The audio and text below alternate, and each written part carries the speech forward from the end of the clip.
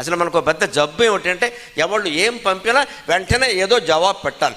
నవ్వు మొఖమో, ఏడుపు మొఖమో, కోతి మొఖమో, కుక్క మొఖమో, 16 మొఖాలు ఉంటాయి ఇక్కడ. అసలు పొద్దున్న 9 గంటల్లోగా ఫోను మాట్లాడాము అంటే ఆధ్యాత్మికతలో అడుగు కూడా ముందుకు వెయ్యలేదు అని అర్థం. అమ్మ మనం మానేయాలి, ఖచ్చితంగా మానేయాలి. After 9 only. పొద్దున్న లేచాక స్నానం ఉండదా, సంధ్యావందనం ఉండదా, పూజ ఉండదా, దేవుడు దయ్యం ఏముండదా, ఈ దిక్కుమాలింది పట్టు కూర్చుంటా ఉంటే పొద్దున్నే ఒక నియమం పెట్టుకోవాలి. 9 వరకు ఫోన్ మాట్లాడద్దు. ఎవడు పిలుస్తారండి? మన ఉద్యోగం చేసి యజమాని కూడా 9 పిలవడమ్మా, వాడికి తెలుసు. వాడు స్నానం చేయాలిగా.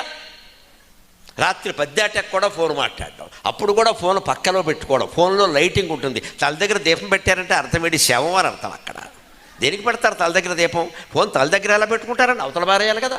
అబ్బే, భర్తనైనా వదిలేస్తాం, భార్యనైనా వదిలేస్తాం, కానీ స్మార్ట్ ఫోన్ వదలవాలి. ఈ మాత్రం తెగింపు లేకపోతే ఆధ్యాత్మికత దేనికండి?